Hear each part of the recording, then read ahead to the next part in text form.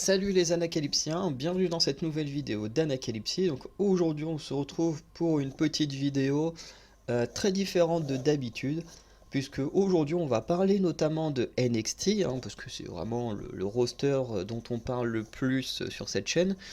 Mais on ne va pas chroniquer un épisode ou présenter un catcheur, une catcheuse, comme ça arrivera un peu plus tard dans l'année avec Cora Jade. Et j'ai prévu de continuer ça un peu plus souvent en 2024. Donc aujourd'hui, on va parler de la draft. La draft qui techniquement a lieu le vendredi 28 et le lundi 1er mai. Un truc comme ça, ou le 1er mai et le 5 mai, mais je crois que c'est plutôt le 28 avril et 1er mai. Bref, quelque chose comme ça. Et dans cette vidéo, c'est vrai qu'il y a beaucoup de rumeurs de catcheurs ou catcheuses de NXT qui pourraient aller dans le roster principal grâce à la draft. Donc moi j'ai fait une petite liste de catcheurs et catcheuses que je verrais bien ou que j'aurais bien aimé pouvoir monter dans le roster principal et avec une possible première histoire dans le roster principal. Alors tout ce que je dis sort de mon imagination, je n'ai absolument aucune idée de qui va aller dans le roster principal, de est-ce que NXT va réellement faire partie de la draft, même ça on n'en est même pas certain. Voilà, encore moins du coup des histoires qu'il pourrait y avoir, mais tout ça c'est totalement mon imagination. Et je tiens quand même à le partager parce que il se pourrait que au moins des transferts soient réels. Euh, Bien que les histoires que j'ai inventées, je n'y crois pas du tout, mais je trouve ça plutôt amusant. C'est plus une sorte de vidéo où on théorise sur ce qui pourrait se passer dans le futur pour certains membres de NXT. Voilà. Donc la plupart font partie des rumeurs. La plupart, on sait qu'il y a des rumeurs sur leur changement de roster. Et il y en a certains, c'est moi qui les ai un petit peu rajoutés. Donc il y aura deux équipes, une équipe féminine, une équipe masculine. Et le reste, ce sont voilà, des hommes et des femmes voilà, qui sont dans le circuit en solo. Bref, donc on va pouvoir commencer. Le premier dont j'aimerais parler, c'est celui que je connais le moins de tous, c'est Cameron Grimes. Cameron Grimes, j'ai vu un ou deux matchs avant de me remettre à NXT, de commencer à chroniquer NXT. J'avais essayé de regarder un ou deux épisodes dans lesquels il apparaissait, et de mémoire, je crois qu'il affrontait le schisme, parce que j'ai des souvenirs à peu près de lui avec Joe Gacy. Et c'est tout ce que je connais de lui. Alors je connais son ancien style, j'aimais bien son nouveau style en tout cas. Mais voilà, je connais pas son histoire, je connais pas grand chose de lui. Euh, voilà, tout ce que je pourrais dire, c'est que comme il est jamais utilisé et tout, et effectivement il y a des rumeurs comme quoi Cameron Grimes n'est pas utilisé parce qu'il pourrait partir au roster principal, et ben du coup je le mets dans cette vidéo. Euh, et comme les seuls souvenirs que j'ai, ou les seules images que j'ai de lui, c'est d'avoir affronté le schisme en tout cas, donc euh, le clan Hill de Joe Gacy, et ben en fait je le verrais bien affronter un nouveau clan Hill. Alors il y a très peu de chances que ça arrive, mais j'ai fait quelques recherches. À NXT, Cameron Grimes a déjà affronté Damian Priest, il a déjà affronté Finn Balor. Je sais pas si c'était forcément des bons matchs, mais ça pourrait être intéressant de revoir Cameron Grimes affronter des mecs comme Damian Priest ou Finn Balor.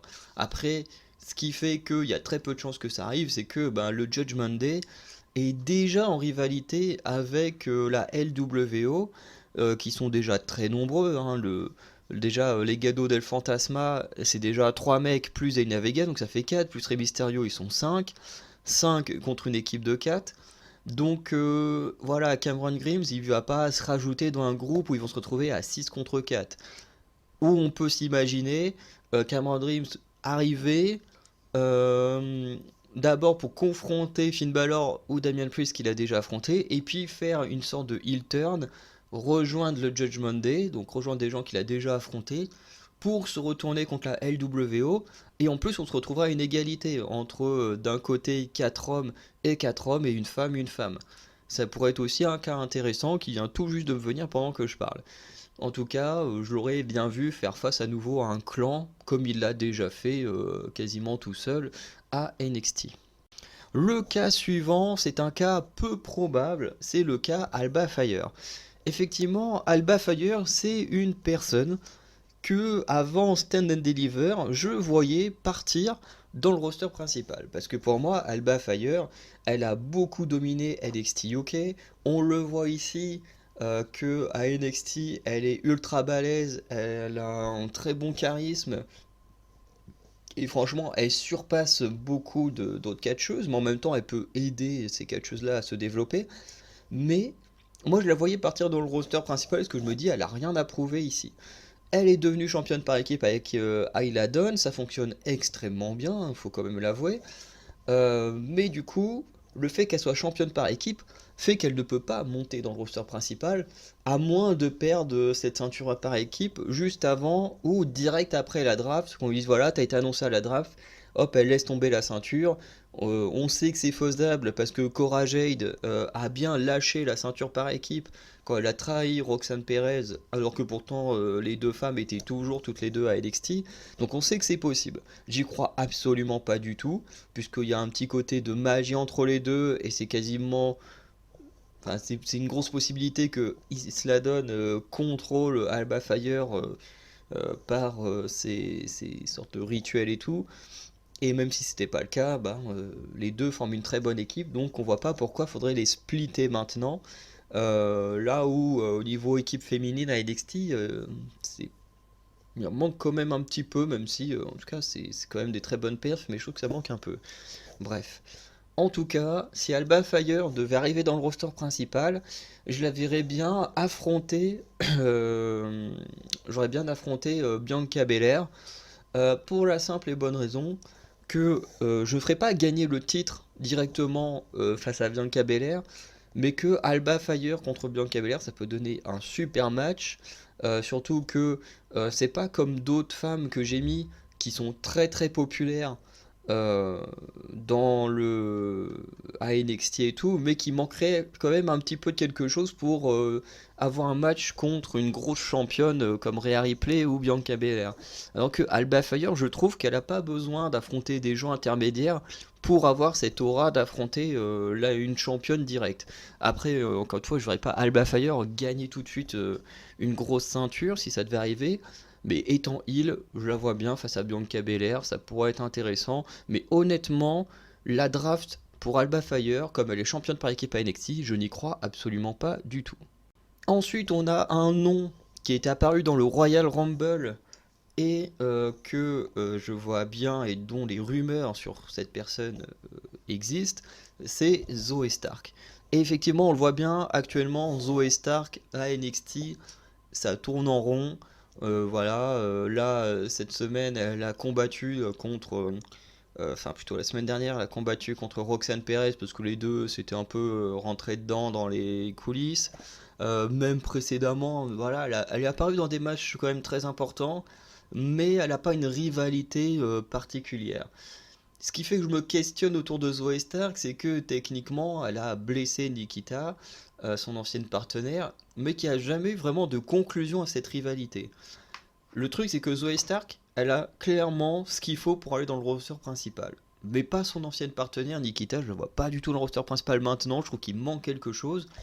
Et du coup, ce serait un peu bizarre d'envoyer Zoe Stark dans le roster principal sans avoir terminé une histoire. Bon, histoire qui pourrait se terminer dans quelques années, hein, avec Nikita qui arriverait dans le roster principal après s'être beaucoup amélioré et viendrait remettre le couvert sur la trahison de Zoe Stark et tout ça. C'est une possibilité. Mais ce serait un peu bizarre quand même.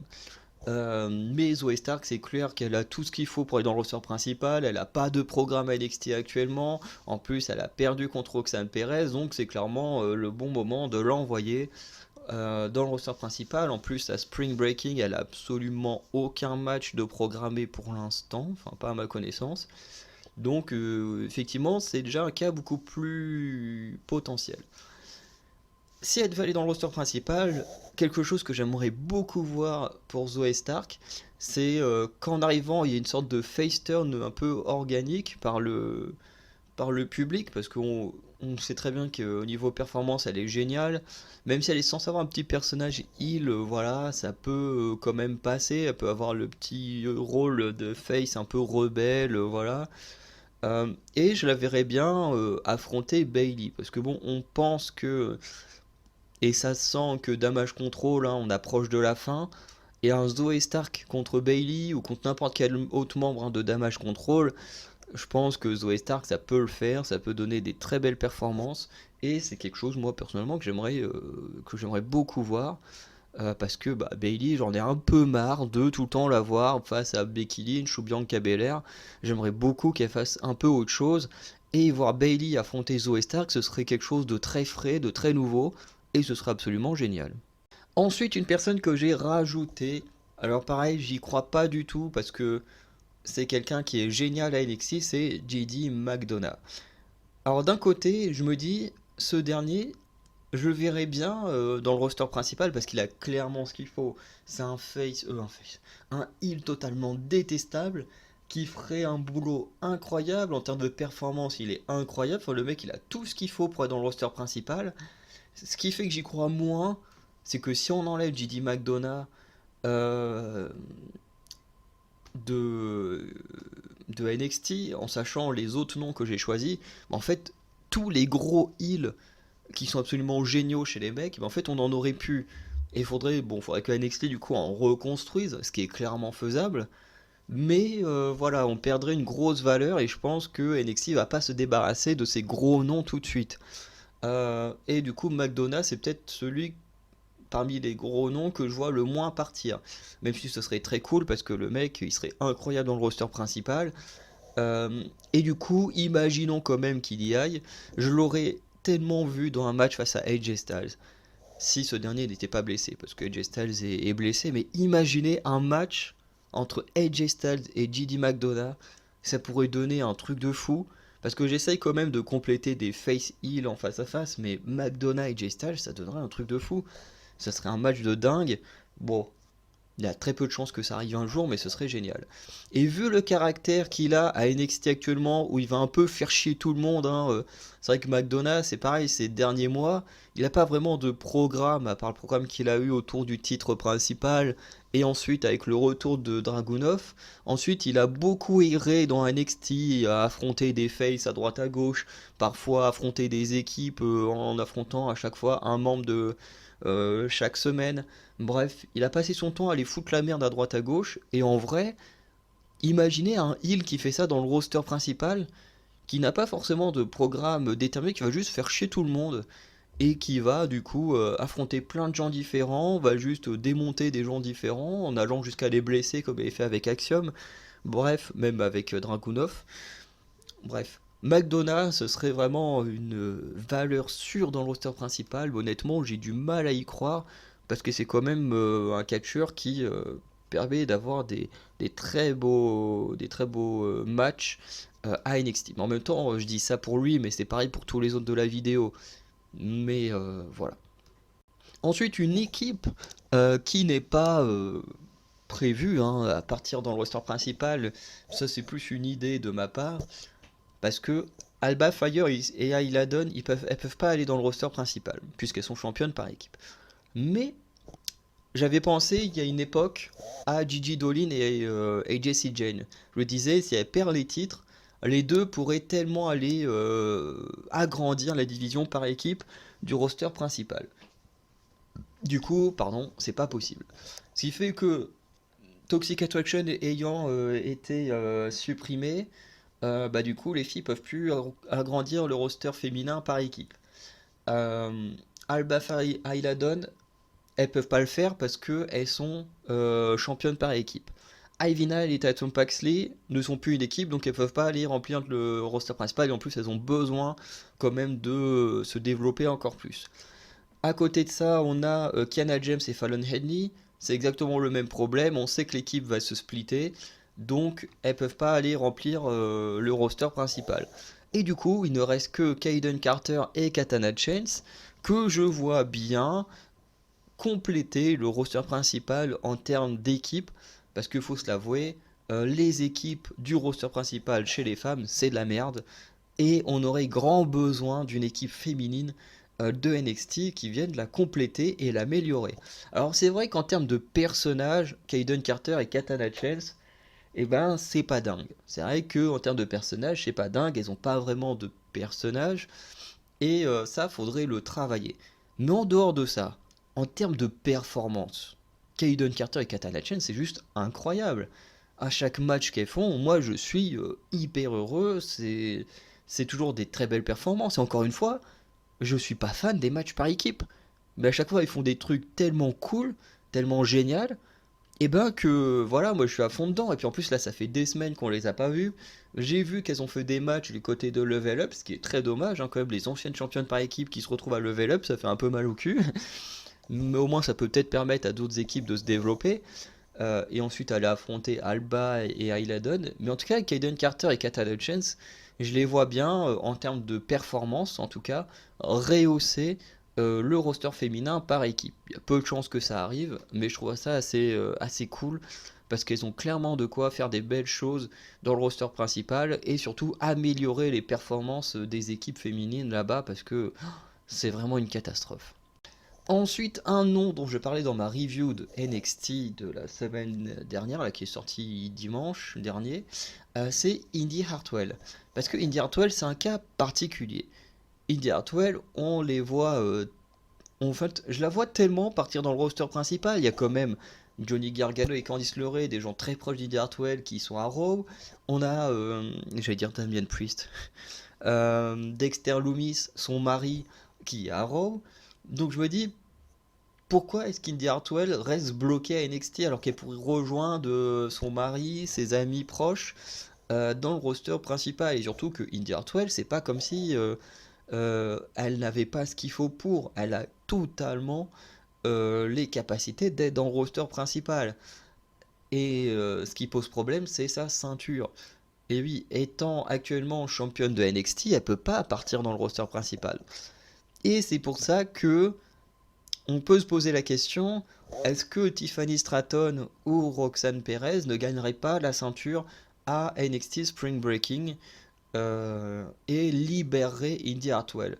Alors forcément, Raw ayant lieu la veille de Spring Breaking, on se doute bien que si Indy Hartwell devait être draftée, elle ne serait pas draftée à Raw, enfin du moins pendant l'épisode de Raw. C'est quasiment sûr parce que sinon ça spoilerait le résultat de son match le lendemain.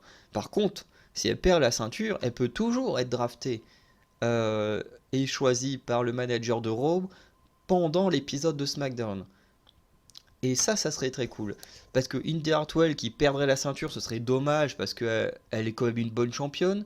Elle a ce qu'il faut pour être une bonne championne. Mais ce serait cool qu'elle puisse rejoindre sa famille quand même. Voilà, et je pense que ce qu'on retiendra malheureusement, c'est qu'elle a une ceinture un peu pour la remercier des loyaux services faits à NXT, parce que ça ressemblerait beaucoup à ça, si elle a eu la ceinture que pendant à peine un mois, vite fait. Bref, ce serait un peu dommage. Mais après, elle peut monter dans le roster principal, retrouver sa famille et faire de très belles choses dans le roster principal et avoir des titres beaucoup plus prestigieux encore. Donc c'est pas trop un problème parce qu'on pourrait sur le long terme retenir beaucoup plus que ce petit règne si elle va vraiment dans le roster principal. Du coup, si elle va dans le roster principal, qu'est-ce qu'elle peut faire? Elle peut faire deux, trois choses. La première, ce serait combattre quelqu'un qui reviendrait dans le ring. Notamment Indy Hartwell, je la vois bien face à Alexa Bliss. Ça pourrait donner des belles choses. Je la vois bien face à Piper Niven, parce que Piper Niven, comme Alexa Bliss, sont deux personnes qu'on n'a pas vues depuis un moment. Et Piper Niven contre Indy Hartwell, c'est deux styles totalement différents, mais qui, je pense, pourraient très bien matcher, hein. Piper Niven, quand il était à UK, apparemment, c'était incroyable. Et pourtant, tout le monde n'a pas le gabarit de Piper Niven, donc c'est qu'elle est capable de matcher avec plein de styles différents de catcheuses. Donc, un Indy Hartwell par Piper Niven, ça peut être vraiment très cool. Ou alors, quelque chose qui peut être encore mieux, c'est que Indy Hartwell fasse équipe avec Candice LeRae, elle retrouve sa grande amie, elle forme une équipe et elles partent dans la course pour les titres par équipe. Alors ce serait dommage d'avoir l'ancienne championne de NXT qui part direct sur des courses pour les titres par équipe, mais en même temps, je pense qu'Indy Hartwell pourrait pas aller tout de suite sur la ceinture de Bianca Belair ou Rhea Ripley. Je pense qu'elle aurait besoin de s'installer tranquillement dans le roster principal avant de partir sur un gros titre. même si ça serait pas étonnant que dans, je sais pas, 5-6 ans, elle puisse toucher à une des ceintures principales dans le roster principal. Bref. Ensuite, on a l'une des grosses rumeurs de ces derniers moments, c'est Ilya Dragunov. Parce que pareil, comme McDonough, comme beaucoup, Dragunov a pas vraiment de programme en ce moment à NXT. Voilà, il tourne un peu en rond. Là, il devrait affronter Dijak et c'est un point noir pour beaucoup. Pas parce que c'est Dijak, hein, vous allez comprendre. Et c'est vrai que à part un peu la rivalité avec McDonough, et son match pour la ceinture par équipe, pas pour la ceinture par équipe, pour la ceinture nord-américaine, Stand and Deliver, c'est vrai qu'il n'a pas fait énormément de choses ces derniers temps. Et après, je crois qu'il a été blessé ou un truc comme ça. Enfin bref, il a été quand même absent un petit moment des rings. Et c'est vrai que Dragunov, quand on le voit, il a une aura. Il a un truc dans le ring qui fait que, voilà, c'est un mec, il a clairement tout ce qu'il faut pour être dans le roster principal. Il est suffisamment cool pour rejoindre le roster principal. Et c'est vrai que ce qui fait qu'on y croit moins, c'est qu'il vient de se lancer dans une rivalité avec Dijak. Voilà, la semaine dernière, enfin il y a 2 semaines maintenant, quand il a remporté son match contre je sais plus qui, Dijak est venu le challenger. La semaine dernière, Dijak a voulu agresser Apollo Crews après leur match. Et Dragunov est venu faire le save et tout. Il a failli avoir une grosse baston entre les deux. Donc ça montre de l'intensité. C'est peut-être un début de rivalité. Peut-être qu'il n'y aura que un match. Peut-être qu'il y aura une grosse rivalité. Mais le problème, c'est qu'on ne sait pas quand a lieu ce match. Parce qu'il n'est pas annoncé pour l'instant. En tout cas, au moment où j'enregistre cette vidéo, il n'est pas annoncé à Spring Breaking. Ce qui fait que si le match n'a pas lieu à Spring Breaking, il n'y a pas de moyen de clôturer cette rivalité. Et donc ça voudrait dire que Dragunov resterait à NXT et n'irait pas dans le roster principal. Ce qui serait extrêmement dommage. Parce que Dragunov a clairement mieux à faire dans le roster principal que face à Dijak qui peut clairement avoir d'autres rivalités très cool à NXT, notamment face à Apollo Crews. Leur match il était génial, et vu qu'il a tenté de le massacrer après leur match, Apollo Crews peut très bien demander un match retour et tout ça. Bon, voilà, il y a de quoi faire avec Dijak là-bas. Mais Dragunov, quand même, il a un truc qui fait que voilà, il serait mieux dans le roster principal, mais bah, pour l'instant c'est compliqué. Et s'il était dans le roster principal, franchement, je l'aurais tellement vu pour son style de combat face à Gunther. Je crois que les deux se sont déjà affrontés à NXT UK, si je dis pas de bêtises. Mais imaginez là, pour le titre intercontinental, Dragunov contre Gunther, ça pourrait donner un truc de fou. Ça pourrait donner un truc de fou. Et j'aimerais énormément voir ça dans le roster principal. On passe maintenant à Grayson Waller. Et oui, parce que Grayson Waller, s'il affronte Carmelo Hayes à Spring Breaking et pas dans le PLE qui aura lieu fin mai, pour moi c'est peut-être, je dis pas que c'est un signe, mais c'est peut-être un signe que Grayson Waller va monter dans le roster principal. Et Grayson Waller, pour moi, il a un peu ce côté Apollo Crews, entre guillemets, dans le sens où Apollo Crews, il a fait sa carrière dans l'indépendant, où il a gagné quelques titres dans le circuit indépendant. Ensuite, il a commencé la WWE à NXT, où il n'a jamais rien gagné. Ensuite, il est allé dans le roster principal. Le mec, il a gagné le titre intercontinental et le titre des États-Unis. Bon, règne des États-Unis que moi j'ai pu voir, l'intercontinental, je ne crois pas. Puis il est retourné à NXT, où à NXT aujourd'hui il est incroyable. Parce que dans le roster principal, j'avoue qu'Apollo Crews, j'aimais pas trop. Mais à NXT, je trouve qu'il a une aura qui fonctionne hyper bien pour NXT. Mais du coup, Grayson Waller, je vois bien avec ce genre de parcours du mec qui n'a rien réussi à NXT, mais qui par contre pourrait tout défoncer dans le roster principal. Et en plus, contrairement à Apollo Crews, très certainement à ses débuts, c'est que Grayson Waller, il a déjà un charisme de dingue à NXT. Il est hyper balèze. Son personnage, il est détestable comme jamais. Le mec, il est juste incroyable. Le mec, il est juste incroyable. Et en plus, il a une communication avec le public, pas uniquement de NXT. C'est-à-dire qu'à NXT, il se fait huer, tout le monde le déteste, voilà. et ça fonctionne bien. Mais je sais pas si vous avez vu la vidéo, et je pense que vous l'avez très certainement vu, mais de Grayson Waller à WrestleMania. Et on est bien à WrestleMania, donc le public principal de Raw et SmackDown, qui n'est pas spécialement un public complet de NXT.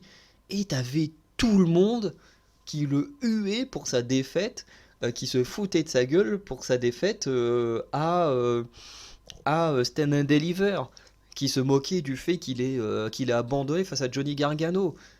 Et des milliers de gens se foutaient de sa gueule. Et du coup, il était là en train de leur répondre, en train de rester dans son rôle de heel. Et je trouve ça absolument incroyable. Parce que ce mec-là, il ne communique pas que avec la foule de NXT, il communique avec les fans de catch en général. Et du coup, il a déjà ce qu'il faut pour aller dans le roster principal, pour à peine arriver et être déjà détesté comme il n'y a pas, sans qu'on ait à se dire, attends, c'est qui ce mec-là? Je sais pas, je pense à LA Knight qui a dû avoir un peu plus de temps d'adaptation, Bronson Reed qui a dû avoir un peu plus de temps d'adaptation. Pour moi, Grayson Waller, c'est un mec, s'il monte dans le roster principal, il n'a pas besoin de temps d'adaptation pour le public, c'est le public va le détester direct. Voilà, c'est... En plus, en termes de performance, le mec, il est incroyable. En fait, Grayson Waller, c'est typiquement le genre de mec que j'aime détester. C'est que le mec, il est ultra détestable, son personnage, je le déteste, mais en même temps, dans le ring, bah, ce mec, il est juste génial, quoi. Il nous offre des performances de fou. Et Grayson Waller, je le vois bien faire plusieurs choses différentes dans le roster principal. Soit je le vois bien repartir sur Johnny Gargano. Bon, ce serait un peu dommage parce que Johnny Gargano, techniquement, il a conclu leur rivalité, il a pu se venger, donc ça pourrait être terminé. Même si Grayson Waller qui attaquerait Gargano dans le roster principal, alors là, ça lui donnerait une huée légendaire, à mon avis, qui serait géniale. Mais ce que Grayson Waller pourrait faire également, c'est vouloir partir sur les titres.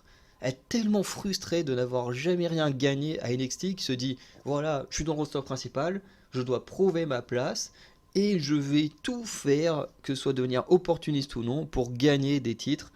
Et il pourrait s'attaquer notamment à Austin Theory, Austin Theory qui patine en termes d'adversaire. On l'a vu récemment, qui s'est à nouveau retrouvé contre Bobby Lashley. Donc le pauvre garçon, il a du mal à trouver des adversaires pour son titre. Donc pourquoi pas un Grayson Waller? Bon, ça ferait heel contre heel. Donc est-ce que ça ne créerait pas une sorte de face face turn pour Austin Theory? Parce que je pense que Grayson Waller est plus facilement détestable que Austin Theory, qui aujourd'hui est plus un mec qui veut se prouver et qui a battu son idole, plutôt qu'un vrai heel comme à l'époque où il était détestable à faire des selfies à tout bout de champ. Je pense que Austin Theory, il y a de quoi le faire trôner. Mais Grayson Waller en heel, il serait génial. Ou alors tu prends Grayson Waller. J'ai pas envie de le voir en équipe. Grayson Waller, c'est pas forcément un gars qui serait bien en équipe, mais tu peux le mettre en équipe avec un heel et le foot face à Sami et Kevin Owens et faire un stunner contre stunner, parce que le finisher de Grayson Waller, c'est clairement un stunner revisité, ça pourrait être marrant. Mais bon, Grayson Waller dans le roster principal, c'est tellement pas déconnant et ça pourrait être tellement génial. Mais encore une fois, on perdrait l'un des plus gros heals de NXT, donc est-ce que ça vaut le coup de le perdre? En continuant sur les gros heals de NXT, on a les Pretty Deadly. Et oui, les Pretty Deadly qui très clairement devraient partir dans le roster principal. C'est pas imaginable après ce qui s'est passé récemment que ces derniers restent à NXT. Voilà, ils ont perdu leur titre, ils n'ont jamais réussi à les récupérer. Euh, En plus, ils ont un match là à Spring Breaking face à comment il s'appelle euh, face à Tony D'Angelo et Stax qui je pense vont gagner pour leur match retour. Et j'imagine très bien, parce que les Pretty Deadly, c'est une énorme rumeur, contrairement à Indy Hartwell. Donc les Pretty Deadly, je les vois bien être appelés soit le roster principal, enfin dans le roster principal, mais soit à Raw, soit à SmackDown. Comment dire du coup faire une sorte de match d'adieu lors de Spring Breaking. Franchement, je vois très bien ça. Ce serait vraiment très cool. Voilà, bon, je pense qu'ils le perdraient, mais ça leur permettrait de faire leurs adieux à NXT. Et franchement, quoi de mieux qu'un épisode spécial comme ça pour faire des adieux. Je pense que ce serait très très cool. En tout cas, moi je les... Dans le roster principal, je les verrais bien continuer leur rivalité face au New Day. Ça pourrait être très cool, mais actuellement Kofi Kingston est blessé, bon Biggie depuis encore plus longtemps. Ou face aux Street Profits. Je pense que Street Profits contre Pretty Deadly, ça fonctionnerait très très bien dans le ring et ça pourrait être vraiment génial. J'ai vu des gens sur internet qui pensent que Pretty Deadly n'a pas ce qu'il faut pour être dans le roster principal. Et j'avoue que je suis pas d'accord. En termes de in-ring, ils ont totalement ce qu'il faut et je pense que là-dessus on est tous d'accord. Par contre, beaucoup disent que Pretty Deadly, en termes de personnage, ils ont pas ce qu'il faut pour être dans le roster principal. Parce qu'ils seraient trop décalés et tout. Mais j'ai l'impression que les gens ont oublié le New Day. Le New Day, c'est quoi? C'est juste des putains de clowns. Et les Pretty Deadly, qu'est-ce qu'ils font? Bah, ils font un peu la même chose, mais en version heal. Donc, au contraire, je trouve que le Pretty Deadly a totalement ce qu'il faut pour rejoindre le roster principal. Et surtout, je suis désolé, hein, mais le roster principal, notamment dans les équipes, c'est hyper fade en termes de personnages. Hein. Quand on regarde l'équipe Ricochet, Braun Strowman, en termes de création d'équipe, de performance, c'est très cool. T'as la brute et le voltigeur. Mais en termes de personnages, bah, c'est hyper fade. Les Viking Raiders, c'est pas si fou que ça en termes de personnages, de caractérisation. Les Street Profits, c'est des énormes performances, mais en termes de caractérisation, c'est pas dingue non plus. On avait l'Alpha Academy, mais qui a l'air d'être proche de la destruction, on ne sait pas trop, qui eux sont bien caractérisés. Le New Day qui sont bien caractérisés, et pourtant le New Day et Alpha Academy qui sont quand même bien caractérisés, mais dans un style quand même assez comique. Voilà, à côté de ça, on a encore les Usos. Bon, voilà, on sait pas trop ce que ça va donner, mais de toute façon, ils sont bloqués avec la Bloodline. Et pour l'instant, contre Sami et Kevin Owens, mais je trouve qu'on n'a pas tant d'équipes que ça qui, en termes de caractérisation de personnages, sont vraiment hyper cool dans le roster principal et qui sont pas hyper divertissantes. Je veux dire, en termes de catch, les équipes du roster principal sont assez divertissantes, ou en termes de personnages, les équipes sont pas divertissantes du tout. Alors certes, Sami, Kevin et la Blue Valley Uso sont assez divertissants pour leur histoire et tout ça. Alpha Academy et New Day sont plutôt divertissants parce qu'ils font rire les gens, mais les autres équipes, c'est pas dingue. Et Pretty Deadly, mais en termes de divertissement, ils peuvent tellement amener un truc nouveau et incroyable qu'il faut que les Pretty Deadly montent dans le roster principal et apporter du divertissement là-bas. En tout cas, moi, c'est ce que je pense, parce que bon, ils n'ont pas perdu leur titre pour rien. Pour moi, s'ils ont perdu leur titre, c'est pour partir dans le roster principal. Ils ont été hosts de Stand and Deliver, qui est quand même quelque chose d'important. Donc je pense qu'on leur a donné tous ces trucs-là, enfin le truc de host, qu'on leur a fait perdre leur titre pour justement pouvoir accomplir pas mal de choses avant de partir dans le roster principal. Et de toute façon, je les vois prochainement très facilement devenir champions par équipe lorsque les titres de Sami et Kevin auront été splittés. Et le dernier nom, le nom que je vois bien partir dans le roster principal et à être du coup annoncé dans la draft, surtout lors de SmackDown, ou pourquoi pas, comme les Pretty Deadly, lors de Raw, et faire son match d'adieu lors de Spring Breaking, même si Braun Breaker c'est compliqué à imaginer pour l'instant. Parce qu'effectivement, Braun Breaker, c'est un heal aujourd'hui qui fonctionne hyper bien. Pourtant, il a turn la semaine après Stand and Deliver, juste 3-4 jours après. Donc il a turn il n'y a pas très longtemps, ça fait à peine un mois qu'il a fait son heel turn, enfin même pas un mois, c'était au début du mois. Donc il a fait son heel turn il n'y a pas très très longtemps. Il fonctionne hyper bien. Franchement, ce qu'il fait en tant que heel, c'est très cool. On l'a pas encore vu catcher en tant que heal, mais en tout cas au micro c'est génial. Ces Spears là qu'il a envoyé sur Odyssey Jones, sur André Chase, ils sont dévastateurs, ils sont absolument incroyables. Et il a son match à Spring Breaking contre André Chase, qui pourrait dès maintenant mettre fin à la rivalité entre le Chase U et Braun Breaker qui aura duré 3 semaines. Bon, voilà.